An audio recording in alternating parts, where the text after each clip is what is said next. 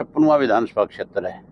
अब तक 55 करके आया हूँ और करीब करीब 2300 किलोमीटर से ज़्यादा का सफ़र किया है मैंने। एवरेज 10 गांव भी अगर आप रोज के मेरे मानो तो करीब 1150 से ऊपर गांव हो गए और 14 हेडक्वार्टर हो गए, डिस्ट्रिक्ट हेडक्वार्टर। और इतने ही कोई 53-54 के करीब जो है आपके सब डिवीजन हो गए। लोगों का जो रिस्पॉन्स है इस गर्मी में, उसका आप अंदाजा नहीं लगा सकते। काफी भीड़ हजारों की संख्या में लोग मेरे साथ चलते हैं। अब भी आप यात्रा में मेरे साथ थे, आपने देखा होगा। नौजवान लड़के जो हैं उनमें एक अलग उत्साह है, अलग जोश है और बहुत बड़ी संख्या में सुबह से शाम तक मेरे साथ चलते हैं।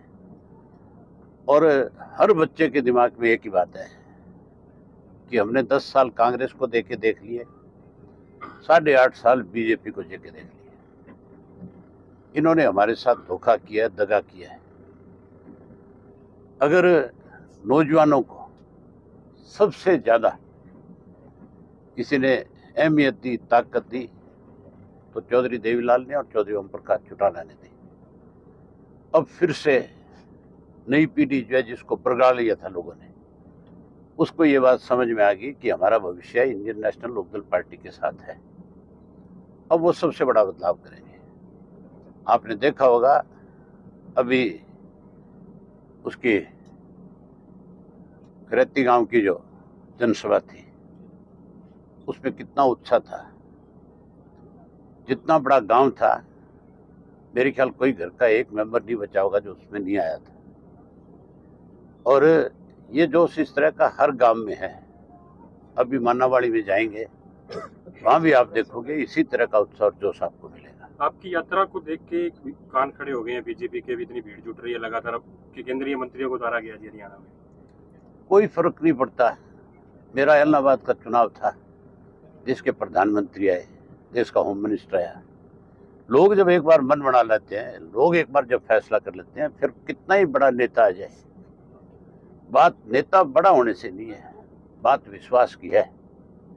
देश का प्रधानमंत्री अमेरिका गया हुआ था और यहाँ अखबारों के अंदर बहुत बड़ी बड़ी खबरें छापी गई कि बहुत भव्य स्वागत हुआ।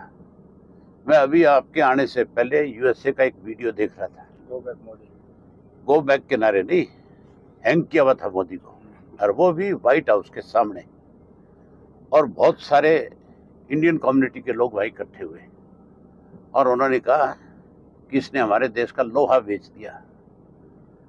मतलब आखिरी चीज जो थी वो भी इसने बेच दी।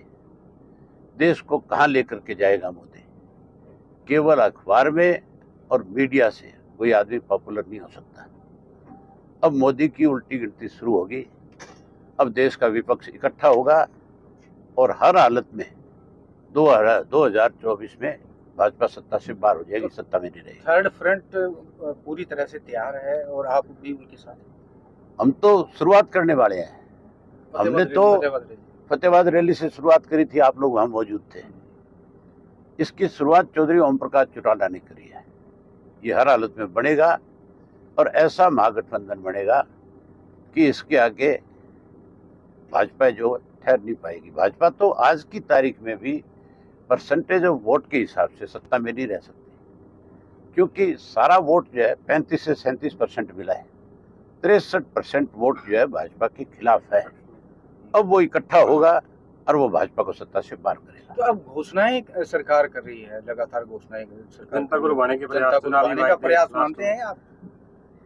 ये कहते हैं कि हम 9 साल का लेखा जोखा लेकर के आए हैं।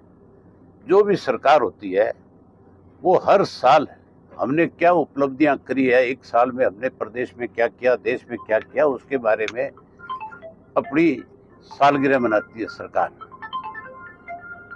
इन्होंने हर साल जो है अपनी उपलब्धि बताने की बजाय अब 9 साल बाद मैदान में आए क्योंकि चुनाव आ गया। अब ये हिंदू कार्ड भी खेलेंगे, अब ये राम मंदिर को बनाने की कोशिश करेंगे। लेकिन अब लोग समझ चुके हैं, नई जनरेशन खास करके इस बात को बहुत अच्छे से मान गई कि केवल नारे और केवल झूठे वायदे और केवल झूठी शोहरत, केवल झूठी मीडिया के माध्यम से प्रशंसा से देश आगे नहीं बढ़ सकता, कोई पॉलिटिकल पार्टी आगे नहीं बढ़ सकती। अब तो विश्वास के साथ ही आगे बढ़ा जा सकता है और अब लोगों का विश्वास जो है भाजपा से उठ चुका है, भाजपा सत्ता से बाहर हो जाएगी। आज 26 जून 1975 को आपातकाल लागू हुआ था उस वक्त, और आज भाजपा इस काले दिवस के रूप में मना रही है। भाजपा ने खुद ने आज देश के अंदर इमरजेंसी से भी ज्यादा बुरी हालत कर रखी है। आज अघोषित इमरजेंसी है। इमरजेंसी के अंदर तो केवल मिसा का दुरुपयोग किया गया था, उसके तहत लोगों को जेल में डाला गया था। आज तो ईडी एक ऐसा डिपार्टमेंट बना दिया, आपको अगर ईडी वाले ले जा करके जेल में डाल दें तो आपको खुद को ये प्रूव करना पड़ेगा कि आप दोषी नहीं है। उस वक्त तो सरकार ये सिद्ध करती थी भी ये दोषी है।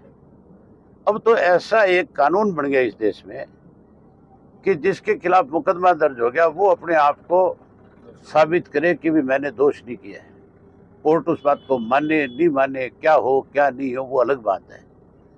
आज जितने बुरे हालात इस देश के दुनिया के कभी नहीं हुए। पाकिस्तान से भी मैं कहता हूँ बुरा हाल आज हमारे देश का है। इस तरह की एजेंसियों का गठन कर दिया गया जिसकी वजह से कोई आदमी अपने आप को सुरक्षित नहीं मानता। महागठबंधन में आप सूत्रधार की भूमिका में रहे थे, फतेहाबाद से इसका आगाज हुआ था, तो आपको किस तरह की भूमिका आपको लगता है कि इस महागठबंधन में केंद्र और राज्य सरकार? अभी शुरुआत है, इतनी कोई भी बात करनी बहुत जल्दबाजी होगी।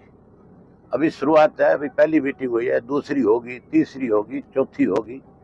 चुनाव के नजदीक जाते जाते जब 2-4 महीने चुनाव के बचेंगे तब जाकर के सारी पिक्चर क्लियर होगी। हरियाणा में अब आपके और हमारी जल्दी से कोई चीज नहीं होने वाली। ये चीजें बहुत सोच समझ करके तय होगी कि कैसे आने वाले 5 साल में आगे सरकार को भी चलाना है, कैसे लोगों की भावनाओं पे खरा उतरना है। ये बहुत सारी चीजें सोच समझ करके तय होती है। घर का फैसला भी एक दिन में नहीं हुआ करता। ये तो देश का फैसला है और देश के अलग अलग राजनीतिक दलों का फैसला है। बहुत से राजनीतिक दलों में आज भी आपस में मतभेद हैं, लेकिन भाजपा को सत्ता से बाहर करने के लिए कहीं स्वार्थ से भी ऊपर उठना पड़ेगा, कहीं उन मतभेदों को भी भुलाना पड़ेगा। किसी को हो सकता है अपने आप को कहीं 1 आधी 2 सीट कम पे भी लड़ना पड़ सके। ये सारी चीजें आपस में तय करने में समय लगेगा, होगा जरूर, इसको कोई रोक नहीं सकता। कांग्रेस में लगातार गुटबाजी नजर आ रही है। कल भी वोटिंग हुई है, जैसे शायद बीच में छूट के तो निकल क्या गई लगता है कि मीटिंग। उनका आप मुझे ये बताओ गुटबाजी थी कब नहीं? इस कांग्रेस ने, हरियाणा वाली ने वर्चस्व की लड़ाई लड़ी है, लोगों की लड़ाई नहीं।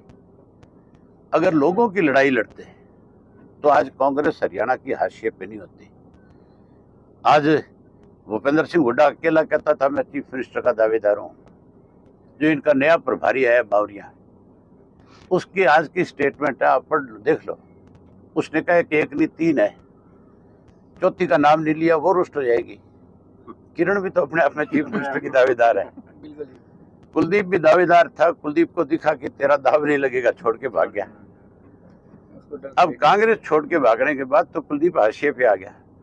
भाजपा ने जितना बड़ा धोखा कुलदीप के साथ किया है, ये हमेशा जिस भी पार्टी के साथ रहे हैं उस पार्टी की पीठ में इन्होंने इसी तरह छुरे घूमे हैं। इसलिए भाजपा से लोगों का विश्वास खत्म होता जा रहा है।